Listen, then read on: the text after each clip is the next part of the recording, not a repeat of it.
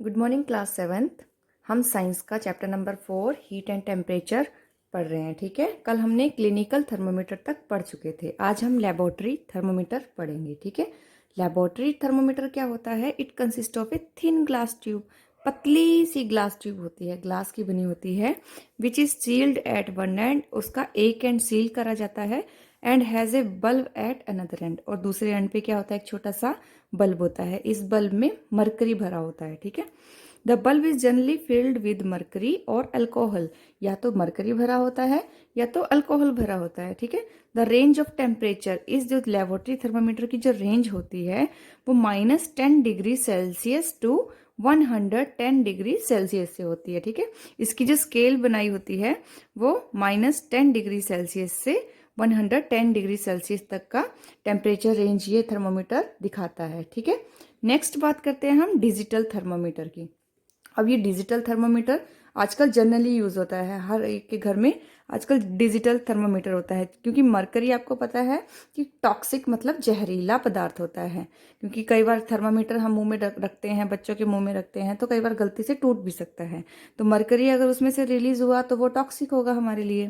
तो मरकरी क्या है? टॉक्सिक सब्सटेंस है। While using, if thermometer is break one get expose mercury. ठीक है, मरकरी हमारे मुंह में जा सकती है अगर वो कांच ट्यूब से बनाई होती है थर्मोमीटर, वो टूट जाए। इसीलिए डिजिटल थर्मोमीटर बनाया गया। Digital thermometer is a good replacement of mercury clinical thermometer. ठीक है, मरकरी थर्मोमीटर और क्लिनिकल थर्मोमीटर जो यूज कर रहे थे हम, उसकी रिप्लेसमेंट में हमने क्या बनाया? डिजिटल थर्मोमीटर बनाया। अब इस डिजिटल थर्मोमीटर में कोई भी मरकरी या अल्कोहल का यूज नहीं होता। इसमें हम टेम्परेचर देखते हैं इन द न्यूमेरिकल फॉर्म। ठीक है, it does not use mercury, इसमें मरकरी का यूज नहीं होता। In the digital thermometer the temperature is displayed in the numerical form. Numeric form में मतलब नंबर की फॉर्म में हमें टेम्परेचर बॉडी का पता चल जाता है। ठीक है, और भी डिजिटल थर्मोमीटर के अलावा और भी थर्मोमीटर डिस्कवर हो चुके हैं, जैसे रेजिस्टेंस थर्मोमीटर, रिवर्सिंग थर्मोमीटर और लिक्विड क्रिस्टल थर्मोमीटर। तो इनके बारे में हम नेक्स्ट क्लासेस में पढ़ेंगे। ठीक है, नेक्स्ट हमारा टॉपिक है ट्रांसफर ऑफ हीट। हीट मतलब जो तपिश है, जो ताप है, वो कैसे ट्रांसफर होता है एक ऑब्जेक्ट से दूसरे ऑब्जेक्ट में। आपको पता ही है, पहले पढ़ चुके हैं हम कि हीट कैसे फ्लो करती है।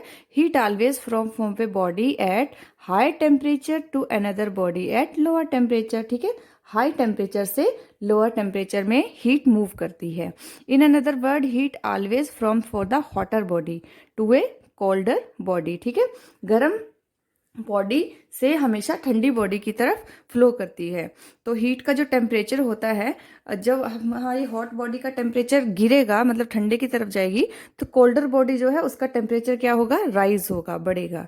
ठीक है, the flow of heat stop, जब जो फ्लोइंग ऑफ हीट है, जो हाई टेम्परेचर से लो टेम्परेचर में फ्लो करती है, वो तब रुकती है जब दोनों बॉडीज का जो टेम्परेचर है वो इक्वल हो जाता है। ठीक है, जब बोथ बॉडीज बिकम इक्वल, जब इन दोनों का टेम्परेचर इक्वल हो जाएगा तो हीट फ्लो होना स्टॉप हो जाएगी। ठीक है, there are 3 different processes by which heat transfer take place. यहाँ पे तीन तरह के प्रोसेसेस होती हैं, प्रक्रियाएं होती हैं जिसमें हीट ट्रांसफर होती है। पहली होती है कंडक्शन, दूसरी होती है कन्वेक्शन, तीसरी होती है रेडिएशन। ठीक है, फर्स्ट हम देखते हैं कंडक्शन क्या होता है।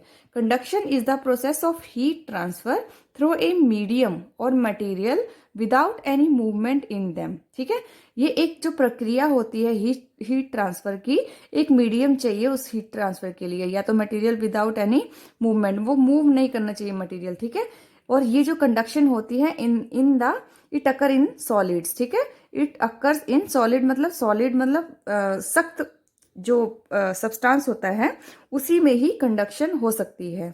जैसे कि आपने देखा होगा कई बार जो पतीला होता है, जैसे चाय बनाने का जो पतीला होता है, उसका हैंडल भी एल्युमिनियम का ही बना होता है। तो उसमें क्या होता है कि वो गर्म हो जाता है, जब उसमें कुछ बनाया जाता है तो वो हैंडल भी गर्म हो जाता है। तो वो क्या क्या हो रही है? उस हैंडल में कंडक्शन हो रही है, क्योंकि वो हैंडल क्या है? इन द सॉलिड फॉर्म में है, वहां पे हीट ट्रांसफर हो रही है और उस पार्ट को वो गर्म कर देता है। ठीक है, heat from a warmer part of an object to a cooler part of the same object when they come in contact. ठीक है, जब उसके कॉन्टैक्ट में आता है हैंडल, जैसे ये दिखा रखा है, ये जैसे ये बर्तन है, इसका जो हैंडल है अगर ये भी एल्यूमिनियम का बना हो तो क्या होगा, ये धीरे धीरे गर्म हो जाएगा, क्योंकि ये सॉलिड फॉर्म में है। यहाँ पे क्या होएगी, कंडक्शन होएगी, क्योंकि कंडक्शन के लिए हमें क्या चाहिए, सॉलिड मटेरियल चाहिए। और जो इसमें मॉलिक्यूल्स होते हैं वो टाइटली पैक्ड होते हैं। सॉलिड में आपको पता है मॉलिक्यूल जो होते हैं वो बिल्कुल टाइटली पैक्ड होते हैं। तो उसमें क्या होता है, जब वो हीट होते हैं, धीरे धीरे उसमें हीट ट्रांसफर होती है, तो उसमें वाइब्रेशन शुरू हो जाती है। धीरे धीरे एक मॉलिक्यूल वाइब्रेट होगा, फिर दूसरा मॉलिक्यूल को वो वाइब्रेट करेगा, तो उससे क्या प्रोड्यूस होगी, हीट प्रोड्यूस होगी। तो it begin to move and shake rapidly, बहुत जल्दी से शेक मतलब हिलने लगते हैं उसके मॉलिक्यूल्स जो सॉलिड फॉर्म में होते हैं। ठीक है, as it does it passes from the its heats energy to another molecule, जो एक की जो हीट एनर्जी निकलती है शेक होने से, वो हीट को कहाँ पास करेगा, दूसरे मॉलिक्यूल में। इस तरह से धीरे धीरे इसका हैंडल गर्म होता जाता है। ठीक है, through this the process is heat is transfer from one molecule to another until they become hot, जब तक वो गर्म ना हो जाए और दोनों का जो हीट टेम्परेचर है वो इक्वल ना हो जाए, तब तक वो हैंडल गर्म होता जाएगा। ठीक है, अब इसमें देखते हैं condition necessary for conduction of heat. कौन कौन सी कंडीशन चाहिए अगर हम कंडक्शन कर रहे हैं हीट की, कि दोनों बॉडीज क्या होनी चाहिए, इन द सॉलिड स्टेट में होनी चाहिए। ठीक है, जिसमें क्या मॉलिक्यूल बहुत पास पास टाइटली पैक्ड होते हैं, एक वाइब्रेट करेगा जब उसे हीट करेंगे तो वो अपनी एनर्जी दूसरे को देगा, इस तरह से शेकिंग से हीट एनर्जी प्रोड्यूस होगी। और दोनों bodies should be in contact और टच ईच अदर, जो मॉलिक्यूल्स है वो आपस में एक दूसरे से टच होने चाहिए, तभी कंडक्शन होगी। Their temperature should be different, और उनका टेम्परेचर डिफरेंट होना चाहिए। जैसे इसका टेम्परेचर, जब हमने आग जलाई नीचे तो धीरे धीरे धीरे धीरे टेम्परेचर बढ़ेगा। ठीक है, ट्रांसफर ऑफ हीट होगी from the higher region, high temperature to lower temperature. ठीक है, ये थी बात कंडक्शन की। अब नेक्स्ट हम नेक्स्ट लेक्चर में पढ़ेंगे। Thank you.